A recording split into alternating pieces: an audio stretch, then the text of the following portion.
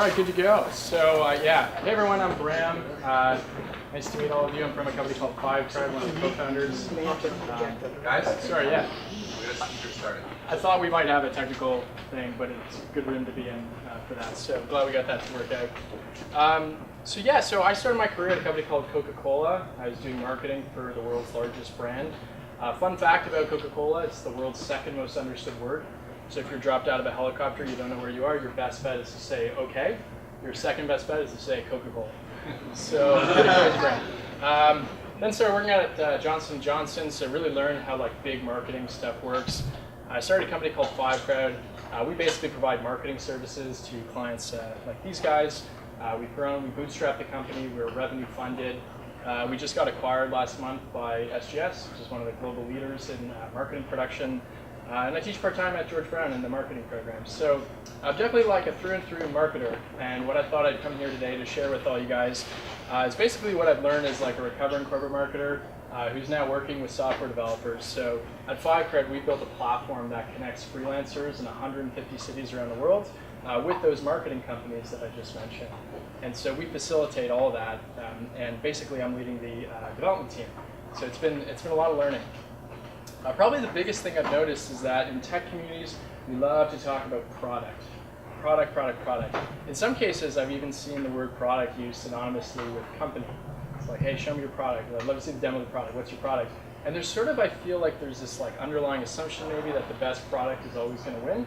And it's just not the case in marketing. So what I thought I would share are just some examples that I've come across in marketing.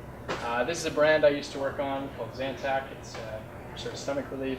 And you can see private label here, very aggressive private label. It's half the price. Not the same product, but pretty compelling.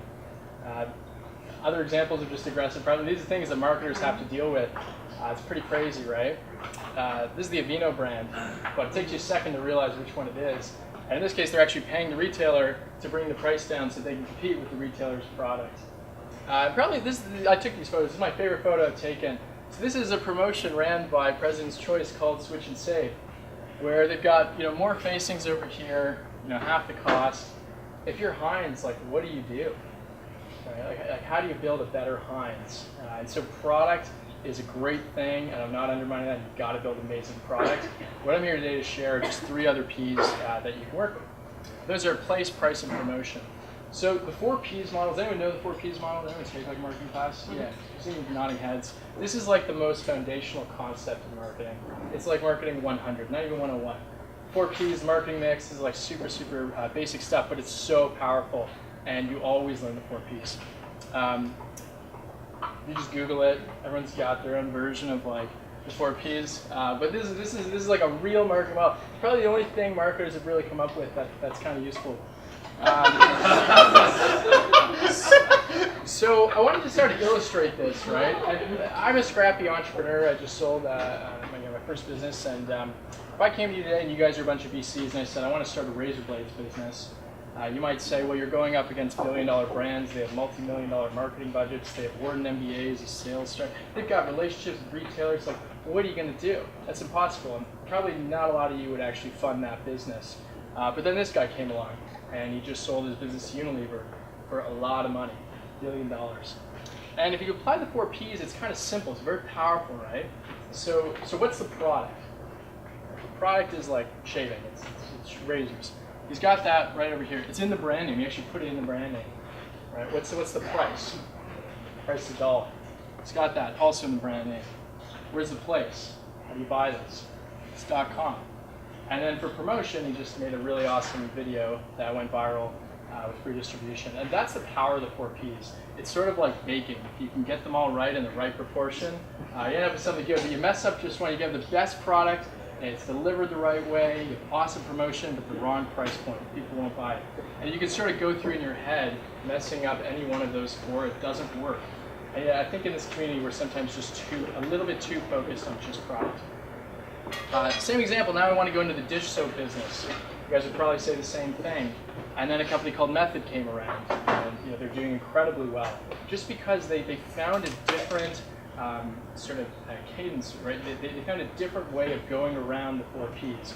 They went through Target, they had a strong design aesthetic, they priced premium to the market and showed that people were willing to pay a little bit more for dish soap, so the retailers bought into this and they built a huge business. Not necessarily because they had the best product, but they used marketing as an advantage, as a real lever to take the product that they had and take the company to the next level. What I wanted to do is just give you a quick little case study that illustrates how powerful these 3 other Ps are, so that as you're building product, you can give some thought to innovating on price, place, and promotion. Start with price. I don't know if any of you guys have heard of the Volkswagen Phaeton. It was a cool car that came out a little while back, maybe not. I'll take you through this car. So it was built using parts sourced from Audi and Bentley models. It's actually one parent company that owns all of them. It had 414 horsepower, max speed of 178. It was an Audi engine. In fact, when they built it, it led to the development of 100 new patents, including the way that it's actually built. 2 of these patents were like traffic sign recognition, so it could see like a red, octagonal sign, be like, oh, that's a stop sign coming up. And this was also the first car that could turn its lights to follow turns on the road. So it was like a breakthrough car. They built a whole new factory. This is in Germany. You could actually walk into the factory in the morning. You could watch your entire car be built and drive it off the lot at the end of the day. This was the vision that they had. Tons of trunk space, good leg room, and state-of-the-art factory. In fact, if we look at the reviews, this car buzz, technological marvel of over-engineering excellence. So for the folks in the room, that's probably something you guys would like to hear about the products that you're building. Car and driver, sumptuous and silent, swift and serene. Phaeton immediately establishes its credibility. And of course, Top Gear, anyone who knows cars knows that Top Gear is the top place. The interior is solid. These are the finest leather and wood Volkswagen could find. This is a pretty awesome car. I actually got to drive in one when I was in the UK. My driver said he'd driven like a whole bunch of different cars for 20 years. This was his favorite car by far. Totally failed. It was one of the biggest disasters. Totally failed. So people are like, hey, how did this happen, right? And if you ask consumers, this is a verbatim. So I had a chance to drive it. Let me say the car is fantastic. It's awesome. I'd never spent $70,000 on a Volkswagen. They're pushing the envelope. This was a bargain. This is the same person. This is a bargain at $70,000. If they just labeled it Bentley or Porsche, they would have sold them like hotcakes. It's a very powerful insight, right? Just getting the branding price wrong on this. They built an amazing thing, like a technological marvel of over-engineering excellence, and it was a disaster. And so one of the things you want to be thinking about is price. Don't overlook price. It's a very, very important lever that you can use to drive your business. All right, let's talk a bit about place. So someone here use eye drops? Yeah. Yes, okay. So you guys have the distinction of having the longest dwell time at retail. So that's like industry speak. What it basically means is you spend the longest amount of time in front of the shelf picking the one that you want. In some cases, it gets up to like 6 minutes. Yeah, you guys are relating. So why is this, right? I'll admit it, yeah. So very small packaging. There's lots of different products, right? You have bilingual packaging in Canada, so it's even smaller. You can't fit a lot of information on. French is 1.5 times as long as English. Lots of different price points. If my eyes are itchy, do I have red eye? Do I have multi-symptom? Is it allergy? Like, what's causing this? And by the way, your eyes are hurting like while you're trying to figure this all out. And so, if you're Visine, yeah, you can innovate on product, but really what you need is to help the customer out. And what the Visine team did once they understood this insight, you land on their homepage, they have a product selector tool, and they built it, mobile first for that reason, because this is all about place. Place in marketing speak really just means how you're accessing the product, where you get it from, and what that experience, what that buying process looks like. You don't want to lose track of it. Another really good case study here is Dockers. So, Dockers makes sort of casual work. You guys, I'm assuming you might be wearing Dockers right now. But they had a problem, which was that their core demographic got older, would go to the office, and this is what you had to wear in the office. And that didn't really work. They would just stop buying Dockers because they had to get a suit. And men grew out of this category. So what Dockers did was they actually published this. It was like old, but a casual guide to business wear. This is one of the first good examples of content marketing. And they published this and they sent it out to HR departments at all the Fortune 500s. And it was basically just showing how you could be professional in a workplace. And this is basically where Casual Friday came about. So they advocated that on your Fridays you should be casual. This was a corporate thing. These are some other shots. I decided to glue because they're pretty awesome. But it's a great example of sort of taking a category that places the issue and fixing that. Yeah. Another sort of final example I'll share. Nicoderm brand. So smoking cessation is a very interesting category. J&J actually owns both brands, Nicoderm and Nicorette. One of the challenges that they have is that they basically own the category. So most market share is between those two brands. And somebody basically realized that a third of Canadians actually choose to quit cold turkey. They don't even buy a product. They just go like, I'm gonna have the willpower, I'm gonna stop smoking. And what they did is they realized, hey, if that was a real competitor of ours, like how big would this competitor be? And it was like tens of millions of dollars as a competitor. So they launched a series of ads that targeted cold turkey, that went after the cold turkey consumer. And the best part of that is there's no brand manager to fight back because cold turkey doesn't actually exist. And they watched the category grow, but they were just measuring it in a different way and looking at things a little bit differently, understanding that consumer buying process and realizing that it doesn't matter how good the product is. It matters how we're talking about it, how we're engaging with those consumers. So talking about promotion, quickly, promotion's a fun one. The case study I thought I'd share is how people used to travel. People used to travel by rail. Rail used to be like the big form of travel. You have a porter, old big luggage. And this is sort of what it used to look like, right? In fact, Louis Vuitton still has like trains on their sets and stuff, I guess. In print ads, you'll see sort of trains as this like modern luxury, but it was all about rail travel. That of course changed once you have sort of stop and go air travel with security checkpoints. You can't really have a porter following you the whole way, and really big like wooden luggage is not going to work. And so in 1972, someone patented the first wheelie bag. So this was like after the astronauts went to the moon, so they didn't have wheelie bags. But this did not catch on. Nobody used the wheelie bag at first because there's sort of that, I don't know if anyone here sort of plays hockey, but when the wheelie bags are used for hockey, some guys were like, no, like come on, like carry your own bag, right? It felt like you were kind of cheating a little bit using this. The thing with any new products and new innovation is that your early adopters, the innovators, they're always the people that need the product so badly. They really, really need it, but they're willing to forgive things that are wrong with the product, and they're really going to use it a lot. And back in the 70s, the people who needed this product the most were not, the average traveler. It was pilots and it was flight attendants, and they were really cool in the 70s. They were like the coolest people. Right? So this was cool. And then what happened was passengers who had initially rejected the wheelie bag started to realize that these folks walking through the airport terminals, cool people using the wheelie bag, wow, this is neat, I got to get a wheelie bag. And if you sort of contrast this to great products like Google Glass, right? Who are the people who need Google Glass the most? Not necessarily the coolest people, right? So the important thing here is whatever your early adopters are, try to make sure that they're like very influential people to get the momentum to get through that life cycle into the early and late majority. The Segway is a really good example. There's a lot of reasons why the Segway didn't catch on and wasn't the revolution that some people thought it would be. Part of that is price, and part of that is just how difficult it was to get one place, and promotion as well. If you think about who needs a Segway the most, like the first people that are willing to overcome the price and some of the other challenges, it's basically policemen, not cool, mall cops, not cool, yeah. And like dorky tourists wearing helmets, like pointing up and looking at stuff. And so you can have a great product, and I watched a documentary about Dean Kamen, brilliant engineer. He built like an amazing, amazing product. But the best product doesn't always win. And so what I'd sort of leave you with is don't stop innovating a product. We've got some brilliant minds in here. Keep going. There's like 3 more P's to have fun with. Play with price, play with place, play with promotion. Those are some tongue twisters. But have fun with these. Then shameless plug, my company, we're growing like crazy. We are hiring for software developers. These are stacks, so come and say hello. And thanks again for having me. It's time for any questions.